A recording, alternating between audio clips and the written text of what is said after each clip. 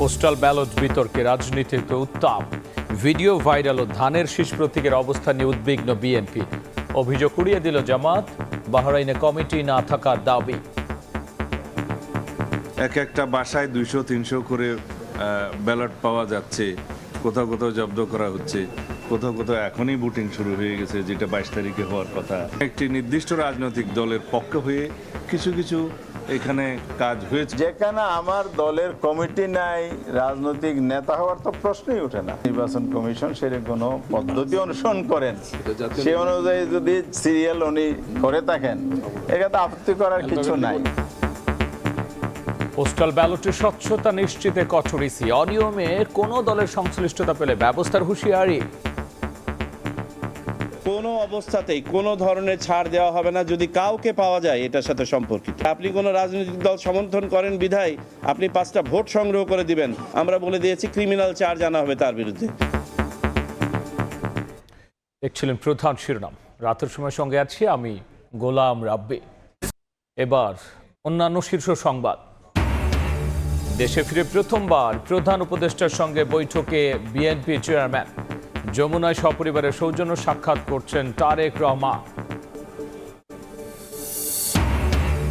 জামাত সহ 11 দলের সঙ্গে ইসলামী আন্দোলন থাকবে কিনা চূড়ান্ত ঘোষণা কিছুক্ষণ পর। আসন সমঝোতা নিয়ে এখনো কাটেনি মতভিন্নতা, জোট অক্ষুণ্ণ থাকার আশা নেতাদের। জুলাই অভ্যুত্থানে অংশগ্রহণকারীদের দায়মুক্তি দিয়ে অধ্যাদেশ উপদেষ্টা পরিষদে অনুমোদন। সব ফৌজদারি মামলা প্রত্যাহার করবে সরকার, নতুন করে করা যাবে না কোনো মামলা।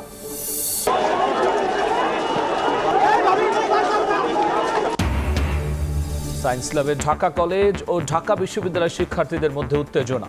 সেন্ট্রাল ইউনিভার্সিটি অধ্যাদেশ জারির দাবিতে সোমবার গণজামায়াত, না মানলে আরও কর্মসূচির হুঁশিয়ারি। এবং নিজেদের অবস্থান থেকে সরে এসেছে কোয়াব, নাজমুল ইসলামের ক্ষমা চাওয়ার শর্তে কালই মাঠে ফিরতে চান ক্রিকেটাররা। ফ্র্যাঞ্চাইজিগুলোর সঙ্গে গুলশানে বিসিবির বৈঠক।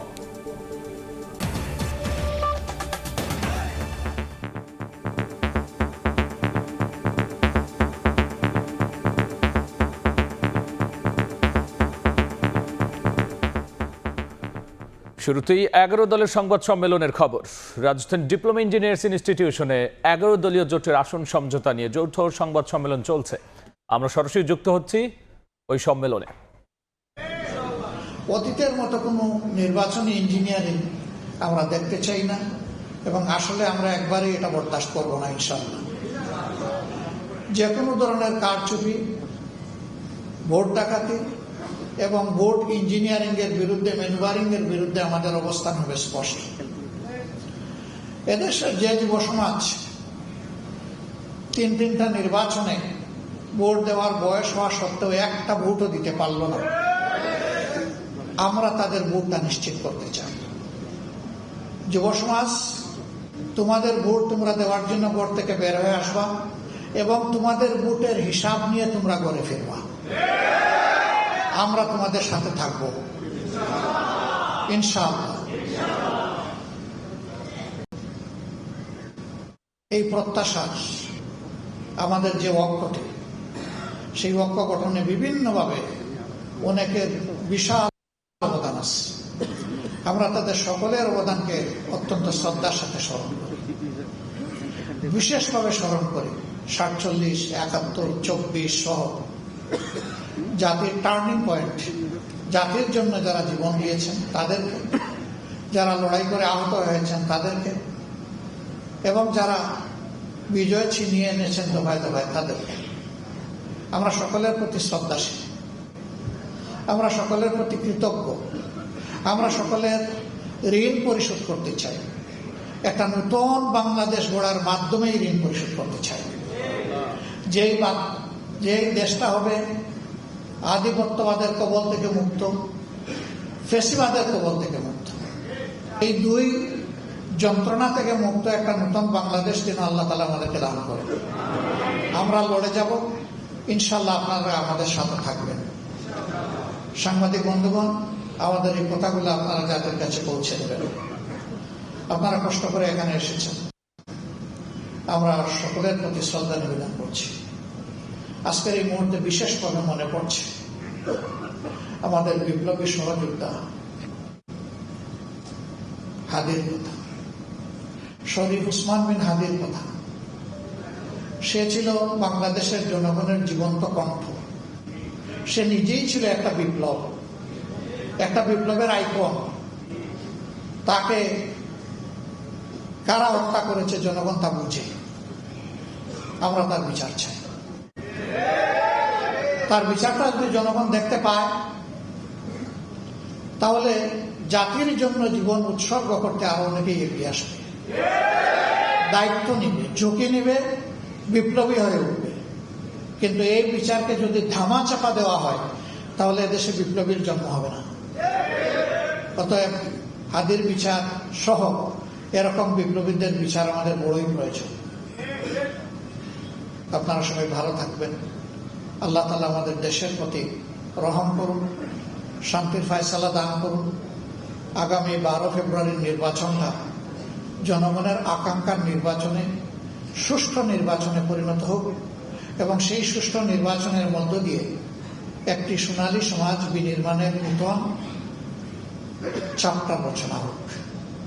এ পর্যায়ে আমি অনুরোধ করব, দলগুলোর মধ্যে যে সমস্ত আসনে নিশ্চিতভাবে আমরা একমত হয়ে সবাই বন্টন করেছি, এখানে কেউ কাউকে সিট দেয় নাই। আমরা সবাই বসে সমঝোতা এবং আলাপ আলোচনার ভিত্তিতে আমরা এই সিদ্ধান্ত নিয়েছি।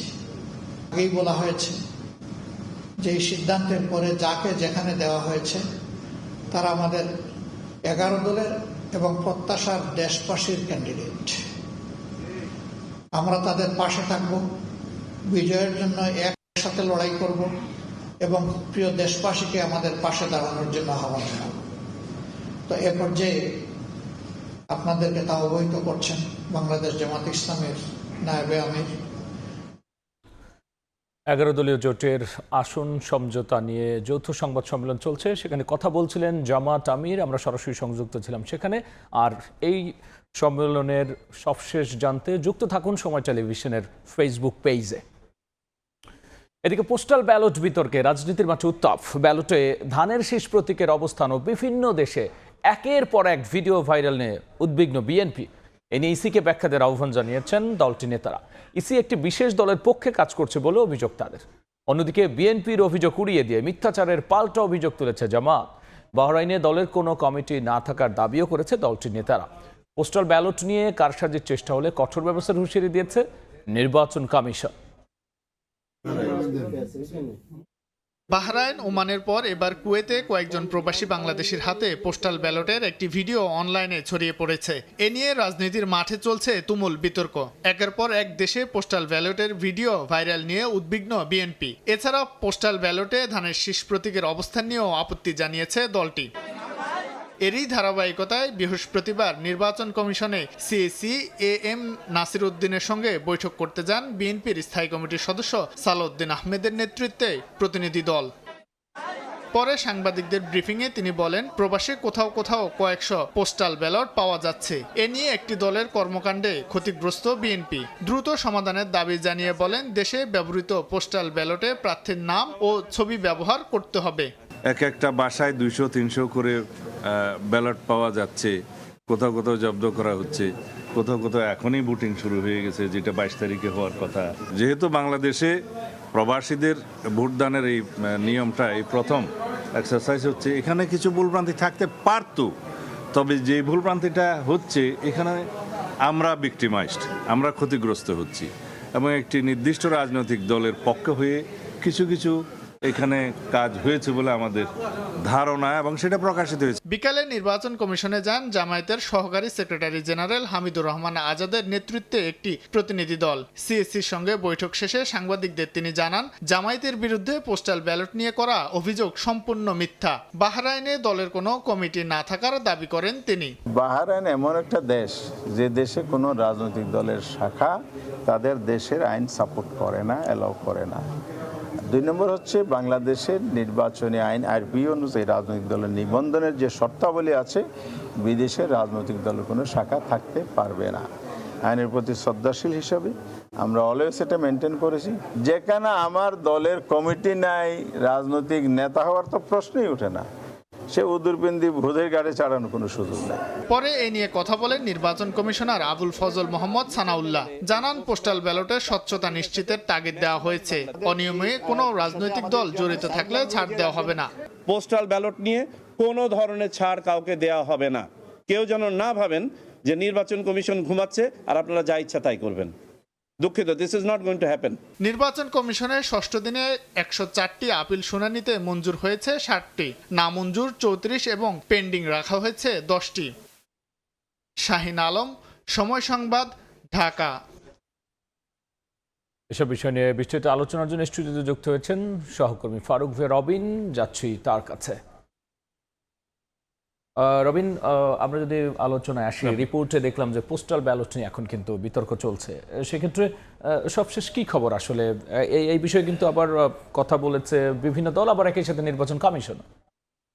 রাব্বি, যদি জানাতে চাই আপনাকে যে আমরা দেখছিলাম যে পোস্টাল ব্যালটটি দেশের বাইরে যে এগুলো পাঠানো হয়েছে সেগুলো নিয়ে সামাজিক যোগাযোগ মাধ্যমে গত কয়েকদিন ধরে আসলে যে নানা বিতর্ক চলছিল, বিভিন্ন ধরনের পোস্ট দেওয়া হয়েছিল বিভিন্ন জায়গা থেকে এবং সেখানে নানান রকম অভিযোগগুলো সামনে আনা হয়েছিল। তো সেই জায়গাতে আজকে একই দিনে বিএনপি এবং জামায়াত দুই দলের প্রতিনিধি কিন্তু আজকে নির্বাচন কমিশনে গিয়েছেন এবং সেখানে প্রধান নির্বাচন কমিশনারের সঙ্গে বৈঠক করেছেন। তো সেই জায়গায় বিএনপি কিন্তু এই বিতর্কটি নিয়ে একটি উদ্বেগ জানিয়ে এসেছে নির্বাচন কমিশনে গিয়ে, এবং সেখানে তারা বলেছেন যে প্রবাসে যে পোস্টাল ব্যালটগুলো পাঠানো হয়েছে সেইখানে নানা অনিয়ম হয়েছে এমন অভিযোগ বিএনপির পক্ষ থেকে তোলা হয়েছে, এবং কোনো কোনো বাসায় 200-300 ব্যালট পাওয়া যাচ্ছে এমন অভিযোগ আসছে। এই কথাও আজকে বিএনপি নেতা সালাউদ্দিন আহমেদ বলেছেন, এবং তিনি বলেছেন যে যেই নির্বাচনটি আসলে যে আগামী মাসে হওয়ার কথা সেখানে এরই মধ্যে সে ভোটিং কিন্তু রবিন, একটু যদি আমরা আলোচনায় আসি যে তাহলে এটি আসলে যাদের হাতে গেল সেটি গেল আসলে কিভাবে, সেটি নিয়ে আসলে যে বিএনপির পক্ষ থেকে সেই দাবিটি তোলা হয়েছে যে এই বিষয়টি নিয়ে যেন নির্বাচন কমিশন এবং দায়িত্বপ্রাপ্ত যারা রয়েছেন তারা যেন এই বিষয়ে আসলে যে ব্যাখ্যা দেন, সেই দাবি তোলা হয়েছে বিএনপির পক্ষ থেকে। এবং সেখানে তিনি বলেছেন যে একটি দলের পক্ষে আসলে যে কাজ হয়েছে এবং তাতে ক্ষতিগ্রস্ত হচ্ছে বিএনপি। রাব্বি, সেক্ষেত্রে তারা পাশের দেশ ভারত নিয়েও তো বক্তব্য দিয়েছে।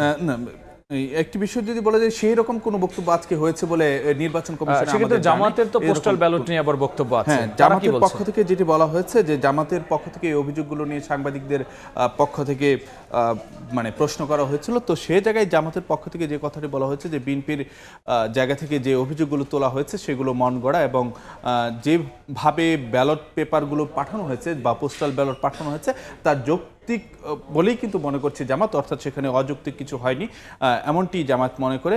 আর অন্যদিকে বাহরাইনে যে জামাতের যে সম্পৃক্ততার কথা বলা হয়েছে যে পোস্টাল ব্যালট নিয়ে যে বিতর্ক এবং সেখানে জামাতকে জড়িয়ে যে কথাবার্তাগুলো বলা হয়েছে সেটি আসলে যে অস্বীকার করা হয়েছে জামাতের পক্ষ থেকে। এবং জামায়াত নেতা হামিদুর রহমান আজাদ তিনি বলেছেন যে বাহরাইনে জামাতের কোনো কমিটি নেই, যেহেতু কমিটি নেই সেখানে তাদের নেতা থাকারও কোনো প্রশ্ন ওঠে না। অন্যদিকে নির্বাচন কমিশনের বিভিন্ন কর্মকাণ্ড নিয়েও বা কার্যক্রম নিয়েও জামাতের পক্ষ থেকে এই প্রশ্ন তোলা হয়েছে, সেখানে লেভেল প্লেইং ফিল্ড কতটা নিশ্চিত করা হচ্ছে তা নিয়ে প্রশ্ন তুলে জামাতের নেতারা বলেছেন যে সরকারের পক্ষ থেকে অনেক ভালো ভালো কথা বলা হলো, মাঠে আসলে ততটা কার্যকর হচ্ছে। সেক্ষেত্রে রবিন, নির্বাচন কমিশনের সর্বশেষ কি পদক্ষেপ? নির্বাচন কমিশনও যে কথাটি বলেছে যে পোস্টাল ব্যালট নিয়ে যেহেতু একটি রাজনৈতিক বিতর্ক তৈরি হচ্ছে এবং সামাজিক যোগাযোগ মাধ্যমে অনেক কথাবার্তা বলা হয়েছে, সে জায়গায় নির্বাচন কমিশন আজকে সন্ধ্যায় যে ব্রিফ করেছে সেখানে বলেছে যে কোনো ধরনের অনিয়ম সেটি আসলে যে ছাড় দেওয়া হবে না, এবং এই জায়গাটি যেন স্বচ্ছ থাকে সেই বিষয়টা তারা সর্বোচ্চ নজরদারি করবেন, এবং কেউ যদি অনিয়মের সঙ্গে জড়িত থাকে তাহলে প্রয়োজনে তার এনআইডি ব্লক করা হবে, এবং যারা এর সঙ্গে জড়িত থাকবেন তাদেরকে দেশে ফিরিয়ে এনে ব্যবস্থা নেওয়া হবে। এবং কোনো রাজনৈতিক দল যদিও এখানে সম্পৃক্ত থাকে তাদেরকেও ছাড় দেওয়া হবে না। আর দেশের যে পোস্টাল ব্যালটের বিষয় অর্থাৎ সেগুলো কিভাবে হবে সেইটি নিয়ে আসলে যে আগামীকাল অর্থাৎ শুক্রবার সিদ্ধান্ত নেওয়া হতে পারে এমনটি কিন্তু নির্বাচন কমিশনের পক্ষ থেকে জানানো হয়েছে। রাব্বি, একটু বিষয় যদি জানাতে চাই, আজকে কিন্তু প্রধান উপদেষ্টার সঙ্গে বৈঠক করতে গিয়েছেন বিএনপির ভারপ্রাপ্ত চেয়ারম্যান তারেক রহমান। এই বিষয়ে আমরা একটু পরে আলোচনায় ফিরবো। একটু দর্শকদেরকে যদি জানাতে চাই, প্রধান উপদেষ্টা ডক্টর মোহাম্মদ ইউনূসের সঙ্গে বৈঠক করেছেন বিএনপির চেয়ারম্যান তারেক রহমান। প্রধান উপদেষ্টার বাসভবন যমুনায় 1.5 ঘন্টারও বেশি সময় ধরে চলে এই বৈঠক। সন্ধ্যা 6টা 52 মিনিটে বিএনপি চেয়ারম্যান তারেক রহমান নিজ বাসভবন থেকে রওনা হয়ে 7:25 যমুনায় পৌঁছান। তারেক রহমানের সঙ্গে তার স্ত্রী ডাক্তার জুবাইদা রহমান, মেয়ে ব্যারিস্টার জাইমা রহমান ছিলেন। তো রাব্বি, নিশ্চয়ই যেই রিপোর্টটি আমরা দেখলাম, যে ফুটেজটাও আমাদের দর্শকরা নিশ্চয়ই দেখেছেন, যে যমুনায় তারেক রহমানের যাওয়া এবং প্রধান উপদেষ্টা। সেক্ষেত্রে যদি আমরা লন্ডনে ডক্টর ইউনূসের যে সাক্ষাৎ, এরপরে আমরা বলতে পারি যে সাম্প্রতিক সময়ে দ্বিতীয় আর দেশে আসার পরে তারেক রহমানের প্রথম, শুধুমাত্র যদি বলতে যাই যে দেশে ফেরার পর এটি তারেক রহমান এবং প্রথম ডক্টর ইউনূসের প্রথম বৈঠক, এবং একই সঙ্গে বিএনপি চেয়ারম্যান হিসাবে তারেক রহমানের দায়িত্ব পাওয়ার পর এটি কিন্তু যে সরকার প্রধানের সঙ্গে তার প্রথম বৈঠক, এবং সেখানে তিনি সপরিবারে গিয়েছেন, তার স্ত্রী কন্যাও ছিলেন।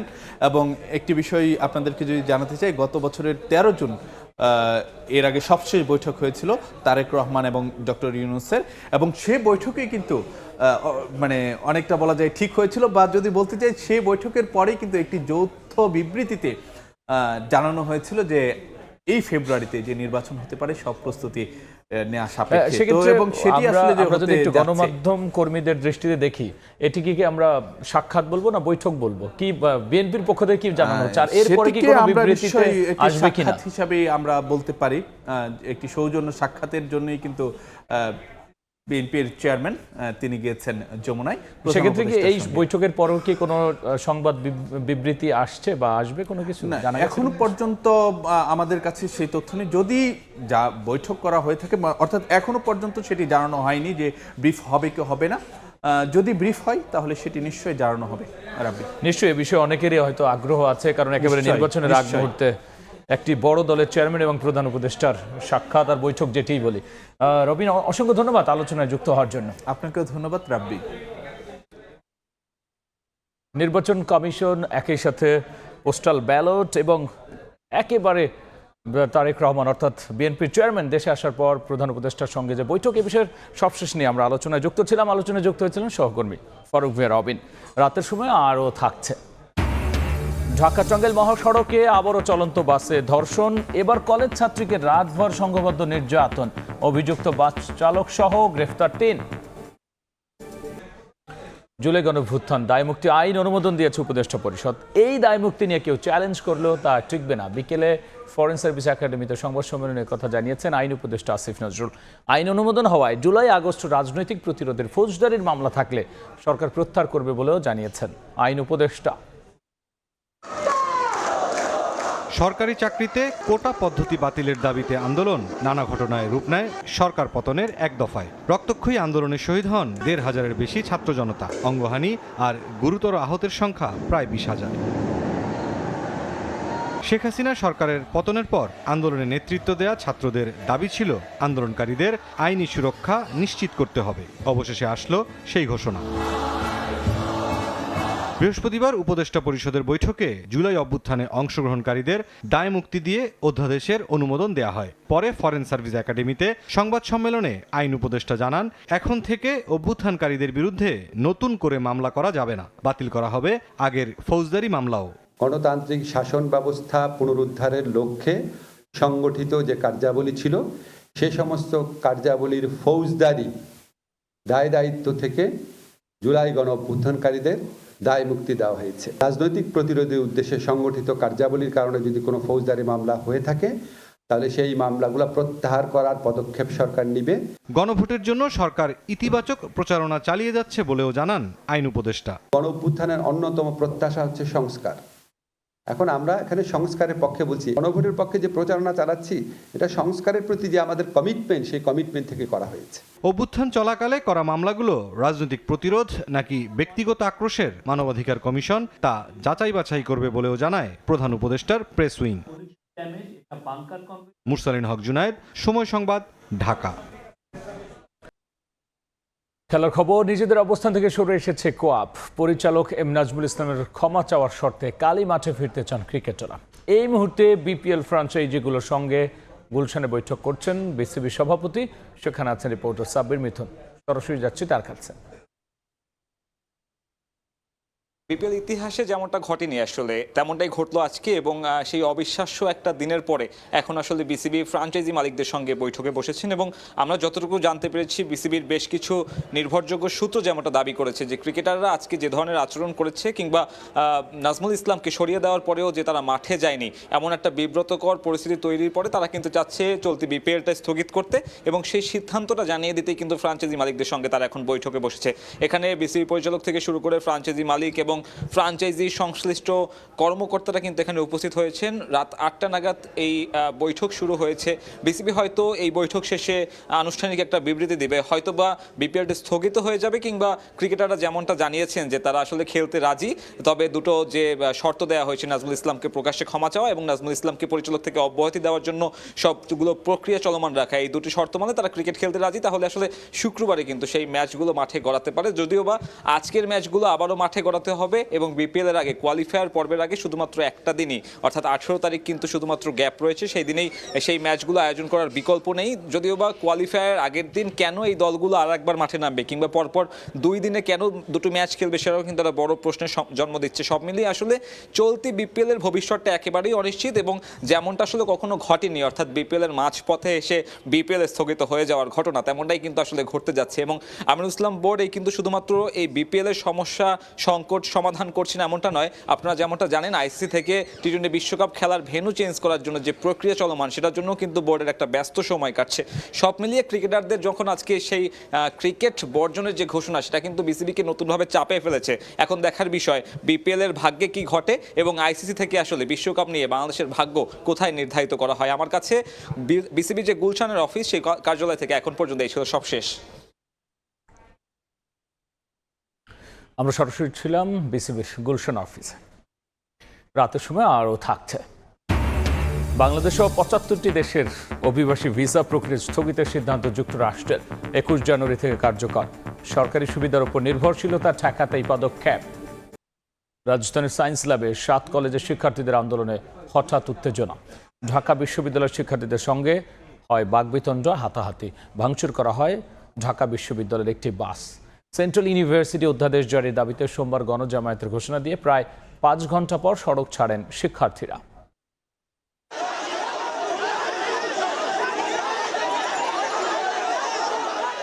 সাত কলেজ শিক্ষার্থীদের আন্দোলনে হঠাৎই উত্তেজনা। ঢাকা কলেজ ও ঢাকা বিশ্ববিদ্যালয়ের শিক্ষার্থীদের মধ্যে চলে বাকবিতণ্ডা, হাতাহাতি।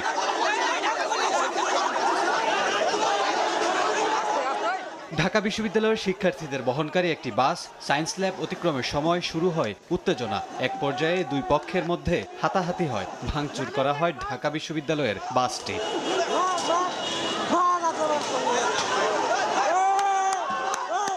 ঢাকা সেন্ট্রাল বিশ্ববিদ্যালয় অধ্যাদেশ জারির দাবিতে বৃহস্পতিবার দুপুর 1টা থেকে দ্বিতীয় দিনের মতো সায়েন্স ল্যাব মোড় অবরোধ করেন ঢাকা কলেজের শিক্ষার্থীরা। 4 ঘন্টা পর সড়ক ছাড়েন তারা। সেই সঙ্গে দাবি আদায়ে সোমবার গণজমায়েতের ডাক দেয়া হয়। আমরা আসলে সরকার পক্ষ থেকে কোনরূপ নির্দেশনা বা কোনরূপ সংকেত পাইনি, তো আমাদের কর্মসূচি চলমান থাকবে। সোমবার সায়েন্স ল্যাবের এই ভূমিতে বিরাট গণজমায়েতের আয়োজন করা হবে, অধ্যাদেশ মঞ্চ এখানে স্থাপন করা হবে।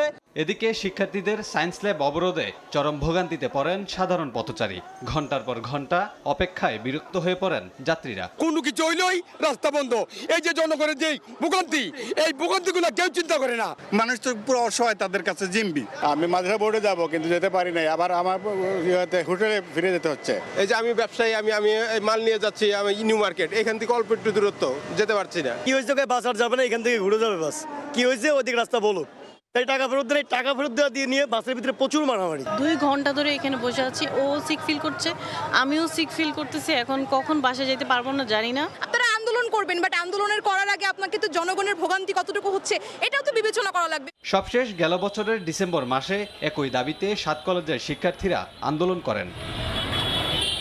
কামরুল হাসান, সময় সংবাদ, ঢাকা।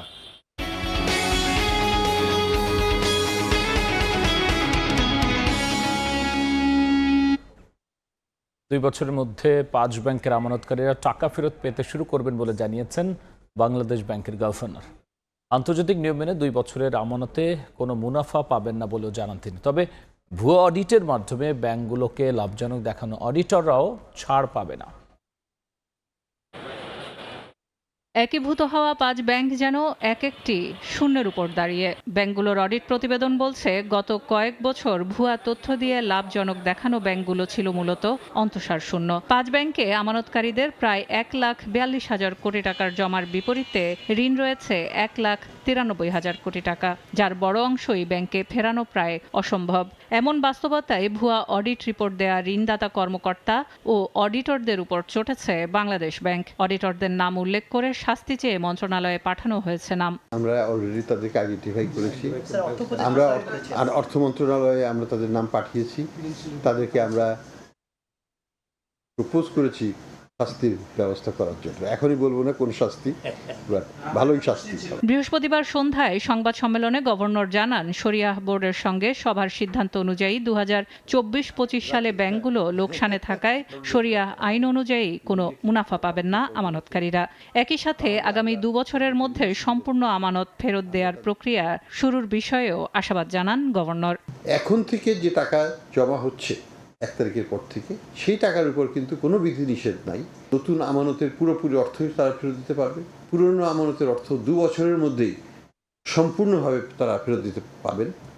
জাস্ট একটু ধৈর্য ধরতে হবে, কারণ একসাথে টাকা তুললে পরে কোনোদিন কোনো ব্যাংক টিকে থাকতে পারে না। এই মুহূর্তে প্রায় 12,000 কোটি টাকা লেনদেনের জন্য রাখা হয়েছে। ফলে শাখাগুলোতে আমানতকারীদের খালি হাতে ফেরার সুযোগ নেই বলে জানান গভর্নর। তবে কিছু ব্যাংকের শাখায় অস্থিরতা তৈরির খবরে আমানতকারীদের সচেতন থাকার পরামর্শ বাংলাদেশ ব্যাংকের।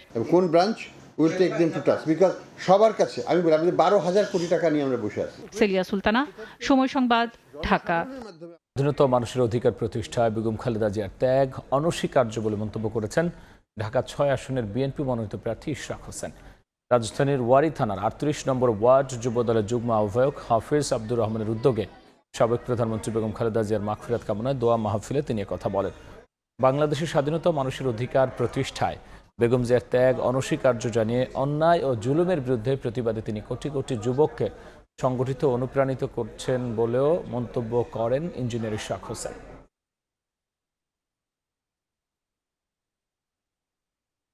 আমাদের নেত্রী, যার অনেক ত্যাগ রয়েছে মানুষের অধিকার প্রতিষ্ঠার জন্য এবং অন্যায়ের বিরুদ্ধে, যে কোনো ধরনের জুলুমের বিরুদ্ধে রুখে দাঁড়িয়ে তার প্রতিবাদ করার জন্য আমাদের মতো কোটি যুবককে তিনি সংগঠিত করেছেন, অনুপ্রেরণা জুগিয়েছেন। আমদানির অনুমতি দেওয়ায় এলপিজির সংকট তৈরি হয়েছে বলে দাবি করেছেন ব্যবসায়ীরা। তবে ভিন্ন মত বিইআরসি চেয়ারম্যানের। বলছেন, যারা বাড়তি এলপিজি আনতে চেয়েছিল তাদের সুযোগ দেওয়া হয়েছে। চলতি মাসে 1.5 লাখ টন এলপিজি দেশে আসতে পারে জানিয়ে চেয়ারম্যানের আশা, রমজানে কোনো সংকট হবে না।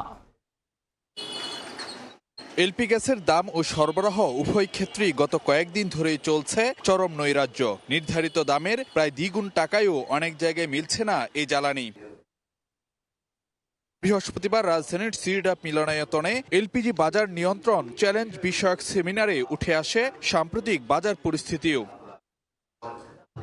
আলোচনায় ভোক্ত অধিকার সংগঠন ক্যাব সভাপতি প্রশ্ন রাখেন, 1300 টাকার এলপি গ্যাসের জন্য কেন 2500 টাকা গুনতে হবে গ্রাহককে? এ সময় দাম নির্ধারণ পদ্ধতি আরো স্বচ্ছ করার দাবি জানান তিনি। তিতাস গ্যাস বলছে যে তাদের এটা চুরি হয়, চুরি বন্ধ করার দায়িত্বটা কার? সেই জন্যই তিতাসের ইন্সপেক্টরদের, তাদের লাইনম্যানদের 4টা 10টা 15টা বাড়ি হয়। আমি যদি ওই তিতাস গ্যাসের গভর্নেন্স যদি আমি নিশ্চিত না করতে পারি, তাহলে এলপিজির উপরে এই অতিরিক্ত চাপ পড়বে। আলোচনায় জ্বালানি খাতে জনবান্ধব নীতিমালা ও বাজারে শৃঙ্খলা ফেরানোর উপর জোর দেন রাজনীতিকরা। জ্বালানি খাত খালি এলপিজি না, আমাদের গ্যাস উৎপাদন সহ অন্য গ্রিন এনার্জি, অন্যান্য খাতের টোটাল কম্বিনেশনের মধ্য দিয়েই আমাদেরকে এগিয়ে যাওয়া দরকার বলে আমরা মনে করি। আগামীতে রাজনৈতিক দলগুলো এবং যে সরকার ক্ষমতায় আসবে তারাও এই খাতকে উপেক্ষা করতে পারবে না। এক্ষেত্রে একটা বড় ধরনের মৌলিক পরিবর্তন দরকার এবং অবশ্যই এটা করার ক্ষমতা রাখেন নীতি নির্ধারকরা, এবং তারা হয় বোঝেন না অথবা বুঝেও করতে চান না। এ সময় চলমান সংকটের জন্য বিইআরসি সহ সংশ্লিষ্ট কর্তৃপক্ষকে দায়ী করেন এলপিজি আমদানিকারকরা। জানান, আমদানি বাড়াতে চাইলেও যথাসময়ে সাড়া দেয়নি সরকার। আমাদেরকে ট্যাঙ্ক করার জন্য জায়গা করে দেন। আমাদের প্রাইভেট সেক্টর করতে সময় লাগবে না, এটা 2 বছরের কাজ, ইট ক্যান বি ডান। বা 3 বছরে যদি সময় যায়, বাংলাদেশের এলপিজি সেক্টরে আপনার আনইন্টারাপ্টেড কার্গো ডিসচার্জ করা, আনইন্টারাপ্টেড কার্গো দেওয়া সম্ভব হবে। তবে অভিযোগ নাকচ করে বিআরসি চেয়ারম্যান বলেন, যারা বাড়তি আমদানি করেছে তাদের বাধা দেওয়া হয়নি। যে ওনারা যেন সর্বোচ্চ চেষ্টা করেন যেন যত বেশি সম্ভব এই মাসে আনা। এই মাসে যদি 1,50,000 টনও চলে আসে, আমার ধারণা that will is the present problem. এবং ফেব্রুয়ারি কার্গোটা যেন ওনারা এনশিওর করেন। ওনারা জানুয়ারিতে 1,50,000 টন এনশিওর করতে পারেন এবং ফেব্রুয়ারির ডেলিভারিটা যদি এনশিওর করতে পারেন, তাহলে হয়তো আমাদের রমজানের সমস্যাটা থাকবে না। এলপিজির আমদানি বাড়ায় রমজানের সংকট হবে না বলে আশা প্রকাশ করেন বিআরসি চেয়ারম্যান। আশা করি যে ওনারা এটা সর্বোচ্চভাবে চেষ্টা করবেন। ফারুক ভিয়া, রবিন, সময় সংবাদ, ঢাকা। রাতের সময় ঢাকা টাঙ্গাইল মহাসড়কে আবারও চলন্ত বাসে ধর্ষণের ঘটনা ঘটেছে। এবার এক কলেজ ছাত্রীকে রাতভর সংঘবদ্ধ ধর্ষণের অভিযোগ উঠেছে। এই ঘটনায় 3 জনকে গ্রেফতার করা হয়েছে। পুলিশ জানিয়েছে, বুধবার রাত 11:30টার দিকে ভুক্তভোগী ওই ছাত্রী ঢাকার রেডিও কলোনি থেকে আশুলিয়া যাওয়ার জন্য সাভার পরিবহনে এর একটি বাসে ওঠেন। যাত্রীরা নামার পর এই কলেজ ছাত্রীকে জোর করে আটকে রেখে সঙ্গে থাকা স্বর্ণালংকার, টাকা ও মোবাইল ছিনিয়ে নেয়। পরে বাসটি বিভিন্ন জায়গায় ঘোরাফেরা করে ওই কলেজ ছাত্রীকে রাতভর সংঘবদ্ধ ধর্ষণ করে ও তারা ভিডিও ধারণ করে। পরে করটিয়া আন্ডারপাস এলাকায় মহাসড়কের উপর সন্দেহজনক অবস্থায় দাঁড়ালে হাইওয়ে পুলিশ বাসটিকে জব্দ করে জিজ্ঞাসাবাদে কলেজ ছাত্রীর কাছ থেকে বিষয়টি জানতে পারে। পরে বাসের চালক মোহাম্মদ আলতাফ, হেলপার মোহাম্মদ সাগর ও চালকের সহযোগী মোহাম্মদ রাব্বিকে গ্রেফতার করা হয়।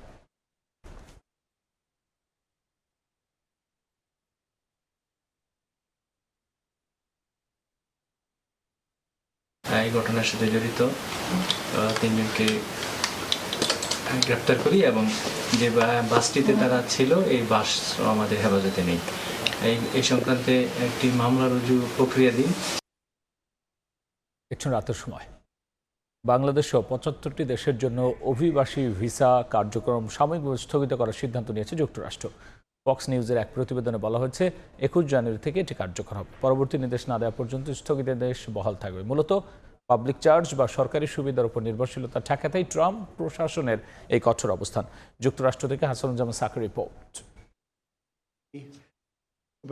মার্কিন প্রেসিডেন্ট ডোনাল্ড ট্রাম্প দ্বিতীয়বারের মতো ক্ষমতায় বসে যুক্তরাষ্ট্রের অভিবাসন নীতিমালায় বড় ধরনের পরিবর্তন এনেছেন। মার্কিন পররাষ্ট্র দপ্তরের এক নথির বরাত দিয়ে ফক্স নিউজ জানিয়েছে, 75টি দেশের নাগরিকদের জন্য অভিবাসন ভিসা ইস্যু সাময়িকভাবে বন্ধ রাখা হবে। আগামী 21 জানুয়ারি থেকে অনির্দিষ্টকালের জন্য কার্যকর হতে যাওয়া এই তালিকায় বাংলাদেশ, রাশিয়া, ইরান, পাকিস্তান এবং আফগানিস্তানের নাম রয়েছে। মার্কিন পররাষ্ট্র দপ্তরের এক মুখপাত্র বার্তা সংস্থা রয়টার্সকে ভিসা প্রক্রিয়া স্থগিত করতে যাওয়ার বিষয়টি নিশ্চিত করেছেন। এই কড়াকড়ির মূল কারণ হিসেবে পাবলিক চার্জ আইনকে সামনে আনা হয়েছে। সম্প্রতি যুক্তরাষ্ট্রের মিনেসোটায় বড় ধরনের জালিয়াতি কেলেঙ্কারির পর সোমালিয়া বিশেষ নজরদারিতে এসেছে বলে জানিয়েছে ফক্স নিউজ। এই জালিয়াতি চক্র ধরা পড়ার পরেই কিছু দেশের ভিসা স্থগিতের প্রক্রিয়াটি আরও ত্বরান্বিত করা হয়েছে। বিশেষজ্ঞরা বলছেন, এই ভিসা শুধুমাত্র অভিবাসন আবেদনকারীদের ক্ষেত্রে প্রযোজ্য হবে। আন্তর্জাতিক ভ্রমণ, শিক্ষা ও ব্যবসায়িক কার্যক্রমে কোনো প্রভাব ফেলবে না। যারা অনেক দিন যাবত বছরের পর বছর আমেরিকার জন্য অপেক্ষা করছেন, তাদের জন্য এটা অত্যন্ত দুঃখজনক। এর আগেও ট্রাম্প প্রশাসন 2019 সালে পাবলিক চার্জ নীতিমালা কঠোর করেছিল, কিন্তু পরবর্তীতে বাইডেন প্রশাসন তা কিছুটা শিথিল করে। যুক্তরাষ্ট্রের এই নতুন নীতি ট্যুরিস্ট ও বিজনেস অর্থাৎ B1, B2 ভিসা ও স্টুডেন্ট ভিসার ক্ষেত্রে প্রযোজ্য হবে না। ইমিগ্রেশন ভিসার উপর স্থগিতাদেশের ফলে চলতি বছর 2026 সালে বৈধভাবে যুক্তরাষ্ট্রে 3 লাখেরও বেশি অভিবাসী আসতে পারবেন না, যা যুক্তরাষ্ট্রের মোট অভিবাসন ভিসার প্রায় অর্ধেক। হাসানুজ্জামান সাকি, সময় সংবাদ, যুক্তরাষ্ট্র। এ পর্যায়ে শীর্ষ সংবাদ জানিয়ে দিচ্ছে আরও একবার। পোস্টাল ব্যালট নিয়ে উদ্বিগ্ন বিএনপি। একটি দলকে সুবিধা দেওয়ার অভিযোগ, মিথ্যাচারের পাল্টা অভিযোগ জামায়াতের, অনিয়ম তুলে ব্যবস্থার হুঁশিয়ারি ইসির। 47 আসন ফাঁকা রেখে 253টিতে জামাত, এনসিপি সহ 10 দলের সমঝোতা। ইসলামী আন্দোলনের সঙ্গে আলোচনা চলমান, জানালেন আমির। এবং দেশে ফিরে প্রথমবার প্রধান উপদেষ্টার সঙ্গে বিএনপি চেয়ারম্যানের বৈঠক। যমুনায় সপরিবারে সৌজন্য সাক্ষাৎ করলেন তারেক রহমান।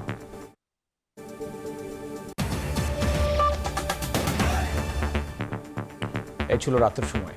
এরপর দেখবেন সম্পাদকীয়। সঙ্গেই থাকুন সময়।